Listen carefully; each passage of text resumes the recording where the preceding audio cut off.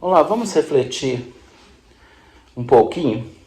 Será que é muito difícil nós entrarmos no céu?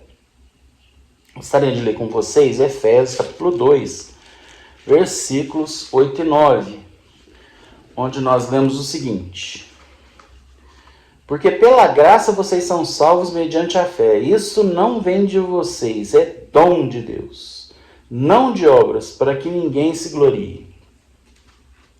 O que seria graça?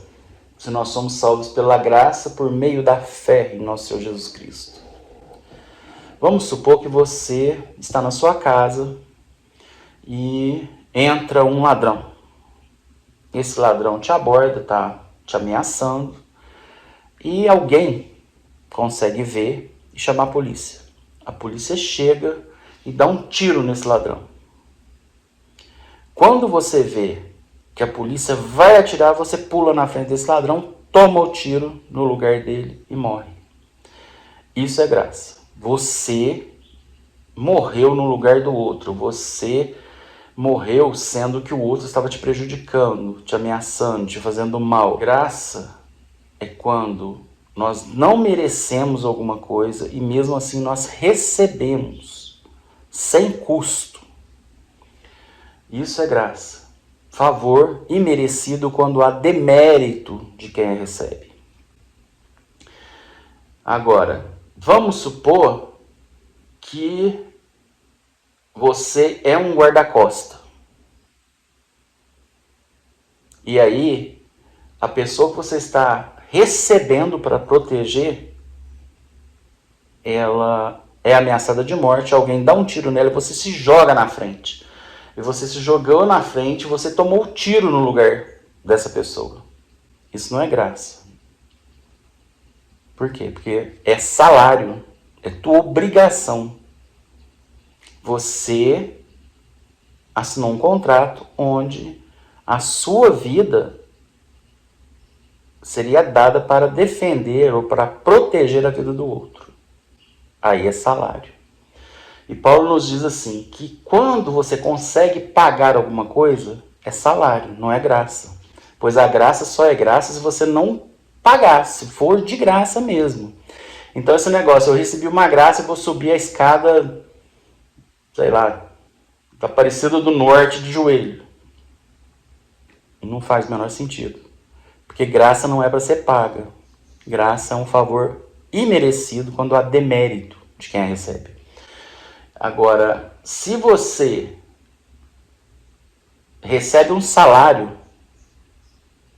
aí é outra história. Quando você recebe alguma coisa que lhe é devida, é salário, não é graça. Então eu pago uma promessa, eu vou subir a escada daqui de joelhos para receber a graça. Aí você não recebeu uma graça, você recebeu um salário por aquilo que você fez. Você teve um mérito para receber. A graça não tem mérito, muito pelo contrário, ela tem demérito. O que Jesus fez foi exatamente isso. Ele morreu no nosso lugar. O justo que morreu pelos injustos. Eu não merecia ir para o céu. Você não merecia ir para o céu. Ninguém merecia. Todos nós somos pecadores e dignos do inferno. Então nós recebemos a graça de Jesus se entregar por nós. Quando nós lhe somos gratos e nós aceitamos que ele morreu no nosso lugar, aí nós recebemos essa graça, que não deve ser paga, porque graça nunca é paga, porque não existe como pagar uma graça. O preço de uma graça, ele é impagável. Imagina só, você vai lá no Savanhago, faz uma dívida de 100 milhões de euros no Savanhago. Você, pessoa física. Aí, eles marcam para você lá e você vai embora. Aí, no momento de pagar essa dívida, você pede para prazo, protelar, pede para protelar. Então, eu preciso de prazo. O meu prazo, não, me dê mais 1 ano, 2 anos, 10 anos, 50 anos. Só que se você trabalhar 1000 anos, você não paga essa dívida. A dívida é impagável. Porque tem juros, Além de ser um valor exorbitante, ainda teve juros, correção e tudo.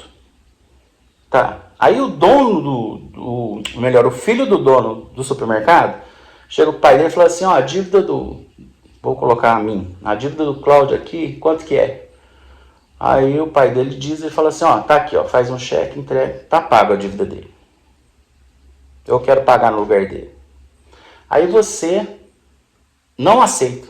Você chega no seu velho, não, mas meu filho já pagou a conta para você, já pagou a dívida. Não, eu vou pagar essa dívida, então só preciso de um prazo, me dê esse prazo que eu vou pagar. E você não aceita a graça que foi o filho do dono do supermercado ter pago a dívida no teu lugar. Conclusão, você continuará com essa dívida. Trazendo para nós aqui, Jesus pagou pelos meus pecados, pelos seus e pelos do mundo todo. Se eu não aceito, eu continuo sendo pecador e devendo. Agora, se eu aceito, os meus pecados são cancelados e eu estou justificado diante de Deus. Pois o próprio Filho de Deus foi quem pagou a dívida. Logo, eu morro e vou para o céu. Agora, se eu não aceitei, eu morro e vou para o inferno. Por quê? Porque a dívida é impagável, não tem como eu pagar. Ou o próprio Deus, através do Filho dele, paga a minha dívida, ou não tem como eu me salvar. Todos nós iríamos para o inferno. Mas como ele pagou, basta nós aceitarmos. Pois quando nós aceitamos que ele pagou os nossos pecados, nós nos tornamos semelhante a ele. Pois nós iremos segui-lo de tanto amor, de tanta bondade, de tanta dedicação, de tanta sabedoria, nós iremos imitar os seus passos. E nós seremos, no final, semelhante a ele. Muito semelhante.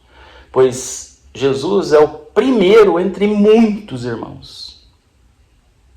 E nós seremos conformes, ou com a mesma forma dele. Até o final, todos seremos, depois da glorificação e tudo.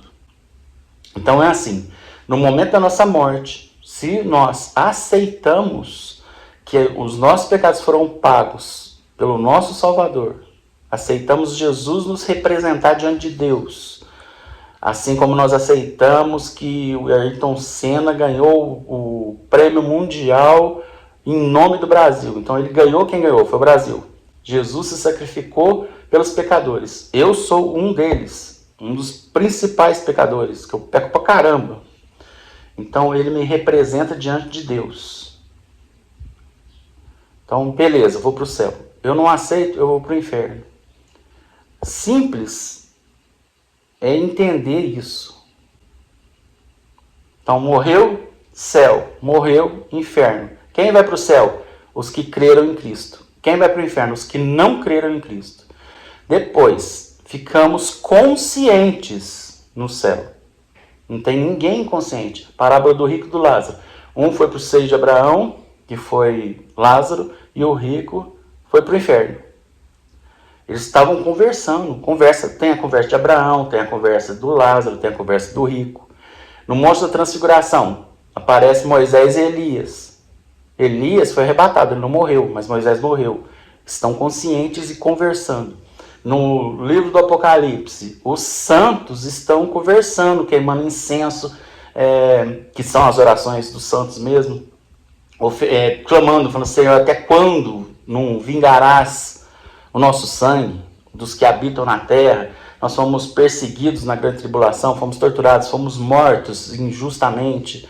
Até quando o Senhor vai permitir isso? Isso significa que há consciência depois da morte. Não há esse negócio de dormir. Essa doutrina chama doutrina da psicopaniquia, do sono da alma. Doutrina do sono da alma.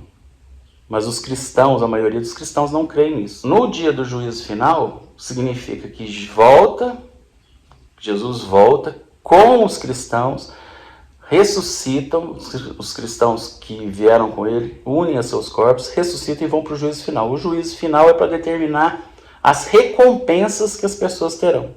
Não tem nada a ver com salvação. Salvação é pela fé. E o juízo final é pelas obras. Eu vou deixar aqui no card os vídeos sobre o juízo final. e sobre justificação também, para que vocês entendam. Então, creia no Senhor Jesus Cristo, será salvo tu e tua casa. Amém.